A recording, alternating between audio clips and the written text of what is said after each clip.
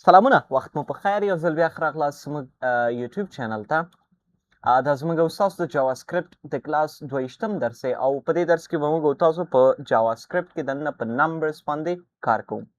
له دې نه مخکې درسونو کې موږ او تاسو په سټرینګز باندې کار کړی و چې په سټرینګز کې کوم مهم موضوعات په هغوی موږ او تاسو کار کړی و نن راځو په نمبرز باندې کار کوو چې نمبرز په جاوا سکرپټ کې څه دي او چې کوم مهم موضوعات دي هغه به ټول د نمبرز مربوطه په دې درس کې موږ او تاسو کمپلیټ کوو لومړنی موضوع په دې کې دا دی چې what are numbers in JavaScript په JavaScript کې numbers دي څه شی او د څه مقصد لپاره موږ تاسو استعمالو ګورئ numbers are used to store numeric values موږ تاسو numbers د دې لپاره استعمالو تر څو numeric values چې کوم دي یا numbers چې کوم دي دغه څه شی کو په یو variable کې store کو JavaScript has one main number type for both integers and decimal numbers ګورئ په JavaScript کې بل خوبي یا بل فائدہ هم د موږ تاسو سره چې په دې کې دا نشته چې یو انټیجر دی بل موږ تاسو سره ډیسیمل عدد دی دا خبره هم په دې کې نشته نمبر ډیټا ټایپ دی په دې کې د انټیجر او ډیسیمل چې دا دواړه هم دغه نمبر ډیټا ټایپ کې څه کېږي موږ تاسو سره راځي کچېره د انټیجر وي یا د ډیسیمل وي فرق نه کوي چې دواړه نمبر ډیټا ټایپ کې موږ تاسو سره څه دي موجود دي او نمبر خو تاسو پیژنئ سمپلی نمبر دی ګورئ په JavaScript کې زه غواړم یو ویریبل کې د یو کس ایج سٹور کړم د یو کس عمر سٹور کړم نو د مقصد لپاره زه باید د څه شي نه استفاده وکړم د یو داسې ویریبل نه چې زه په هغې کې نمبر سٹور کړم نمبر به څنګه سٹور کوو نه سنګل کوټ نه ډبل کوټ یو هم به تاسو دلته نه اچوئ صحیح ده همدغه موږ تاسو سره د JavaScript فایده دی چې په دې کې چې کله تاسو نمبر سٹور کوئ په دې کې دا موضوع هم نشته چې آیا دا یو انټیجر دی او که چیرې دا یو موږ تاسو سره یو ډیسیمل دی صحیح ده دا موضوع هم په دې کې بیخي شته دی نه بله موضوع موږ تاسو سره دا دی که چیرې ته اوس یو انټیجر جوړئ یا هم یو ډیسیمل جوړئ صرف عادت دې ورته ولیکه فرض کړئ زه پرایس کې 99.99 د دې یو څیز پرایس دی نو ما یو ډیسیمل عادت ولیکه صحیح ده په دې کې هم هماغه سیم د نمبر طریقه ده نه سنګل کوټ نه ډبل کوټ یا ته یو نیګیټیو نمبر لیکي -5 ټمپریچر چې کوم دی فرض کړئ -5 دی نو دې لپاره هم ته کوئ چې د سیم طریقې نه څه وکړئ استفاده وکړئ ګورئ راځو په عملي ډول ګورو چې څنګه موږ تاسو کولی شو په JavaScript کې یو نمبر ویریبل چې کوم دی دی جوړ کړو نو د نمبر ویریبل جوړول لپاره لومړی خو سمپل وی دی چې موږ تاسو نمبر ویریبل نوم لیکو فرض کړئ زه یو ویریبل جوړوم د A په نوم یا هم زه د ایج په نوم ډایرکټلی جوړوم او په دې کې زه سټور کوم 19 نو دغه موږ تاسو سره اوس یو نمبر ویریبل دی که چیرې زه راځم کنسول کې ډاټ لاګ او زه ورته وایم چې ټایپ اف ایج دا ماته راکړه نو ګورئ ډایرکټلی موږ تاسو سره دلته نمبر ولیکل شو که چیرې دې کې ما یو ډیسیمل عدد ولیکه فرض کړئ دغسې بیا هم هماغه سیم نمبر دی هیڅ چینج پکې نه دی راغلی دا موضوع خو هم ما تاسو ته لومړی کې کلیر کړه چې په JavaScript کې موږ تاسو سره دا هم نشته که چیرې ته ډیسیمل عدد ولیکي یا د یو انټیجر ولیکه دواړه موږ تاسو سره سیم موضوع دی دواړه موږ تاسو سره نمبر ډیټا ټایپ کې راځي دا خو د ایج موضوع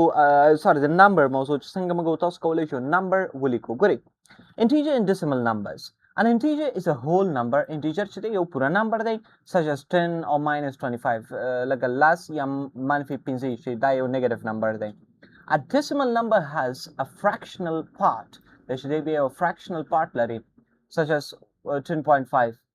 لس اشاریه 15 صحیح ده نو په عامه اصطلاح داسې ویلی شو چې اشاریه دار عددونه چې کوم دي دې ته موږ تاسو ډیسیمل عدد ویلی شو او چې کوم موږ تاسو سره بې اشاریې دی دې ته موږ تاسو انټیجر نمبرز ویلی شو صحیح شو نو دغه موضوع دی موږ تاسو سره چې باید تاسو پرې په نمبرز موضوع کې پوه شئ دا موضوع خو موږ تاسو ویلې چې څنګه کولی شو یو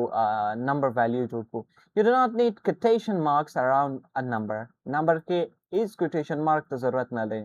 If you write 100 in quotation marks, JavaScript treats it as a string, not a number. ګوره یو بله موضوع چې په دې کې باید تاسو لپاره کلیر اوسي که چیرې تا یو ډبل کوټ دې واخیستې یا د سنګل کوټ واخیسته په دې کې د یو نمبر ولیکو فرض کړئ 400 دا تا سره یو string دی it's not a number نمبر نه دی دی صحیح ده د نمبر ځکه نه دی چې ته دا په ډبل کوټ کې یا د په سنګل کوټ کې ولیکې صحیح ده نو دا خبره په یاد وساتئ کله چې هم نمبر جوړوئ نه د سنګل کوټ نه باید تاسو استفاده وکړئ او نه هم د ډبل کوټ نه بل موضوع د بیسیک ارثماتیک اپریټرز چې دا ټول موږ تاسو ویلي دي دلته بله مهمه موضوع موږ تاسو سره چې کوم دی د نمبر میتھډ دی او په دې کې دننه هم ټو سټرینګ په نوم یو میتھډ دی چې موږ او تاسو سره ډېر زیات استعمالیږي. ګورئ ما سره دی یو سټرینګ یو نمبر موجود دی، زه غواړم دغه نمبر سټرینګ ته کنورټ کړم. فرض کړئ دلته ما لیکلی دی 19 مې لیکلی دی او زه راځم غواړم چې همدغه د ایج په نوم چې کوم ویریبل دی د دې ویلیو چې کوم دی دی څه کومه یو سټرینګ ته کنورټ کړم. صحیح ده؟ نو دې مقصد لپاره تاسو کولی شئ چې د ټو نمبر میتھډ نه استفاده وکړئ. زه یو بل ویریبل جوړوم د ریزلټ په نوم او په دې کې زه ورته وایم چې ایج ډاټ ټو سټرینګ ایج څه شی کا سټرینګ ته کنورټ کوو. زه راځم زه ورته وایم دلته ریزلټ زه ورته وایم چې type of what result دا موږ او تاسو سره څه شو string شو ځکه موږ او تاسو دغه نمبر چې کوم دی څه شي موږ او تاسو یو string ته convert کړ. یا هم تاسو کولای شئ چې یو نمبر یو string چې کوم دی د نمبر ته convert کړئ. number converts a value into a number when possible. کله چې possible وسی یو چې کوم موږ او تاسو سره یو نمبر دی یو string دی هغه موږ او تاسو سره نمبر ته convert کړئ. when possible کله چې possible وسی. کوم دلته ما څه شي کړی وای فرض کړئ دلته ما یو string کې د دغه نمبر لیکلی سي 19 لیکلی دی نو اوس خو دا ډایرکټلی یو string دی زه غواړم دا یو نمبر ته کنورټ کړم نو ته دلته ورته ولیکه یا ډایرکټلی ورته ولیکه نمبر. صحیح شو نمبر sorry I don't get it دا خو سرچپاره واوښته دی به زه بېرته داسې کړم چې منظم تاسو ته ښکاره شي. نو کله چې تاسو غواړئ چې نمبر ته کنورټ کړئ نو په دغه طریقې کولی شئ. ده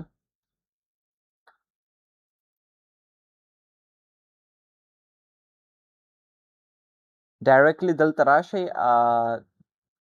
what the hell is wrong with it converts a value into number when possible. موضوع دلته موږ تاسو سره څه داسې دی چې دلته دوی ډایرکټلی چې کوم دی خپل چینجینګ څه کړی دی ترسره کړی دی. تاسو داسې کار هم کولی شئ چې دلته ورته ډایرکټلی ولیکئ نمبر څه شی نمبر ته کنورټ کړه ایج په نوم چې کوم ویریبل دی دی نمبر ته کنورټ کړه. نو اوس همدغه ایج په نوم چې کوم ویریبل و دی موږ تاسو ته واخیسته او څه شی ته کنورټ کړه نمبر ته کنورټ کړه. اوس ګورئ ریزلټ موږ تاسو سره دلته نمبر شو ټایپ اف ریزلټ موږ تاسو پرنټ کړی نمبر دی موږ تاسو سره. نو په دغه طریقې کولی شئ بیا یو سټرینګ چې کوم دی هغه نمبر ته کنورټ کړئ.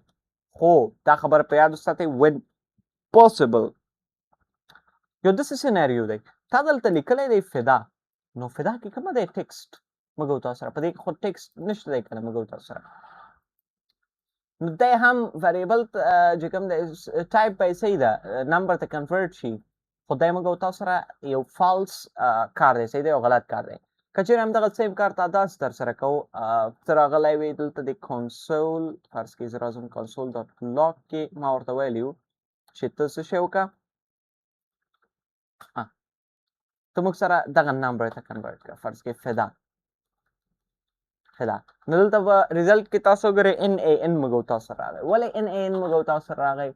ځکه چې دا کار ناشونی دی ته څنګه فدا چې کوم دی نمبر ته کنورټ کړئ. خو که چېرې زه راشم ورته یم 18 کنورټ کړه ګورئ 18 موږ تاسو سره دلته as a number څه شو پرنټ شو.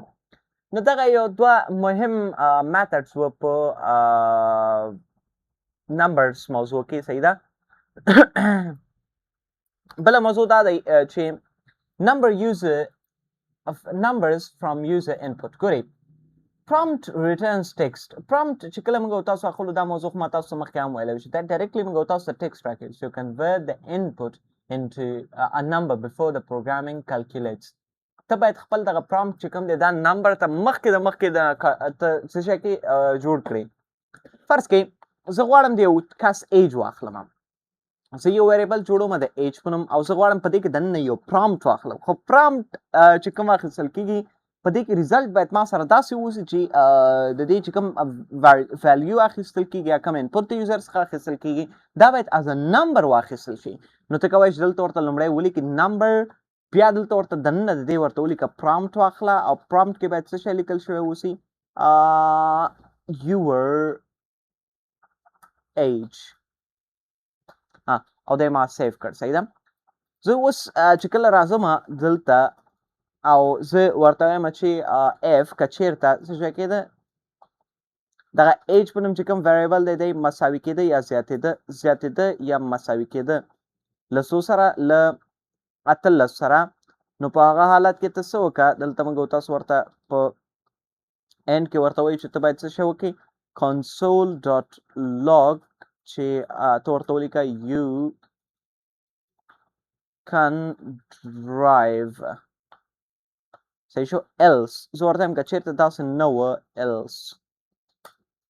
که چېرته داسې نه کېدل نو ته همدلته ورته console.log کې ورته ولیکه چې you cannot یا you can't drive دغه شکل کې ما ورته یو هغه ولیکه اوس که چېرې یو کس راځي ایج یې له 19 څخه دی فرض کړئ 19 دی نو دلته ورته لیکي چې you can drive خو که چېرې یو کس راځي او ایج یې فرض کړئ 14 یا 15 نو ورته وایي you cannot drive ځکه د ریزلټ موږ تاسو سره صحیح رالیږل کېږي ځکه موږ تاسو انپوټ یو نمبر په استعمال سره اخیستی که همدغه موږ تاسو دا نمبر ترېنه لرې کړ فرض مثال زه راغلم انپوټ ما اخیستی خو انپوټ پرامپټ چې کله موږ تاسو ډایرکټلی اخلو د دې پرامپټ په سټرینګ کې موږ تاسو ته ورکول کېږي اوس زه لیکم دلته فرض کړئ 0 بیا ماته وایي you cannot drive که چېرې زه راغلم دلته ما ورته ولیکه چې 19 اوکې باندې ماته وایي you can drive نو موضوع دلته داسې دی چې که چېرې سټرینګ کې هم اخیستل کېږي خو موږ تاسو هلته څه شی کېږي سټرینګ کې بیا دغه کنډیشن چک کېږي خو داسې حالتونه هم رامنځته کېږي چې هلته موږ تاسو جمعواري ترسره کوو نو جمعواري په ټایم کې موږ تاسو سره خو داسې نه کېږي چې یو سټرینګ له بل سټرینګ سره جمع شي نو دې لپاره ته مجبور یې چې خپل پرامپټ چې کوم دی چې کوم اخلي دی نمبر ته څه شی کې کنورټ کړي دغه هم یو مهمه موضوع په نمبر موضوعاتو کې دننه نو امید چې موضوع به مو اخیستې اوسي نمبر موضوعات دومره زیات نه دي او مهم موضوعات چې کوم و هغې باندې موږ تاسو کار وکړ نو دا اوس موږ ستاسو د جاواسکرپټ 22م درس انشاءالله نوی درس به هم ډېر ژر زما یوټیوب چینل ته اپلوډ شي تر بیا د خدای په امان ښه وخت